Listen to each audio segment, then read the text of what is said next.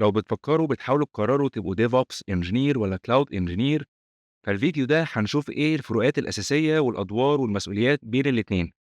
فسواء كنتم لسه بتبتدوا في رحلتكم أو عايزين تغيّروا وظيفتكم، فالفيديو ده هيساعدكم تختاروا إيه المناسب ليكم على حسب مهاراتكم واهتماماتكم. فيالّا بينا نتكلم أكتر عن الفرق ما بين الاتنين.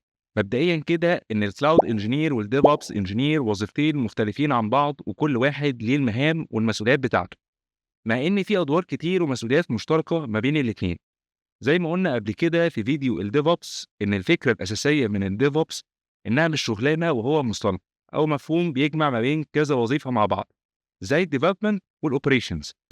وعشان إحنا بنجمع ما بين كذا حاجة، بدأت الشركات تفكر إنها تعمل وظيفة اسمها الDevOps Engineer لأشخاص بيعرفوا يعملوا كل المهام دي.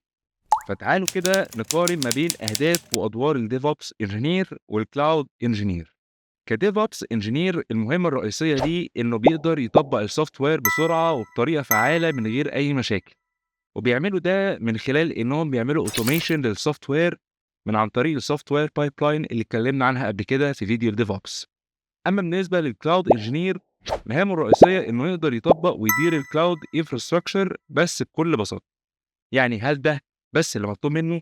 طيب ما كده ممكن نستبدله بالDevOps Engineer عشان الDevOps Engineer بيعرف يعمل الكلام ده. تعالوا نتكلم بشكل مفصل عن إحنا محتاجين الCloud Engineer لإيه.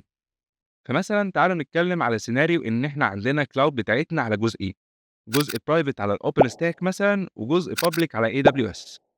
فهنا الCloud بتاعتنا ممكن هتكون مكونة من سيرفرات كتير. فدلوقتي المهام ما بقتش بس إن الCloud Engineer يبقى بس مسؤول إنه يعمل create للCloud instances بس ودي service واحدة في الCloud بتقدمها. لأ، ده بقى من مهامه إنه يقدر يتعامل مع الservices اللي بتقدمها الCloud كلها، وطبعًا على حسب الCloud size وعلى عدد الناس اللي شغالة على الCloud دي.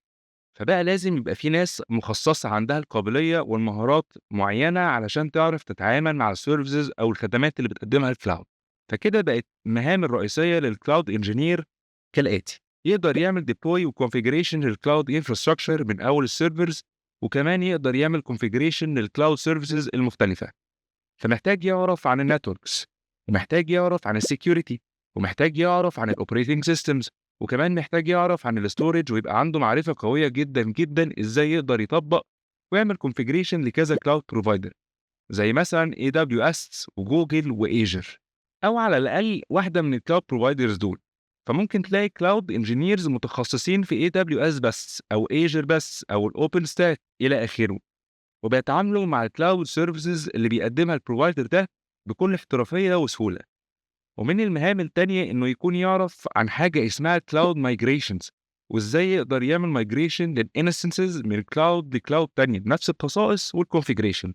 وبرضه من أهم المهام التانية اللي المفروض الcloud engineer يكون متميز فيها، وهو الcloud automation أو الinfrastructure cloud automation، بإنه يقدر يعمل المهام دي كلها بطريقة automated عشان يعرف يكررها، عشان ما فيش حد جديد مثلًا ييجي ويقول هي الinfrastructure اتعملت إزاي أو إيه الconfiguration بتاعتها، ويبقى في لخبطة في فهم الcloud infrastructure الموجودة. طيب اللي فات ده كله كان عن الcloud engineers، فعايزين نعرف الفروقات ما بين مهام الcloud والDevOps engineer والمشترك ما بينهم.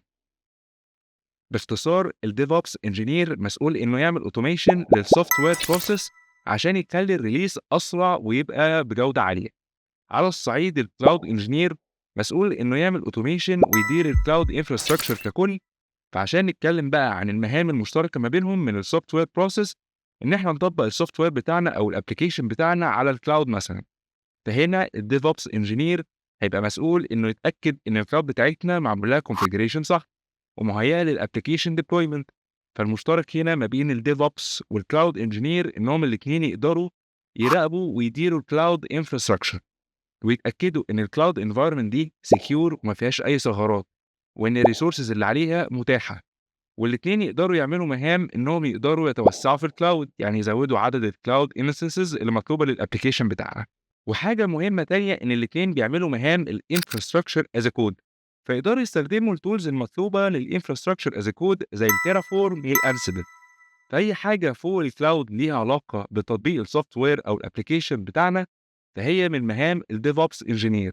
ففعليًا الوظيفتين مطلوبين في سوق العمل والاتنين بيكملوا بعض. ومفيش واحد يقدر يستغنى عن التاني. بس كده يا شباب، وده كان اختصار للفروقات ما بين الديف اوبس والكلاود انجينير. سلام.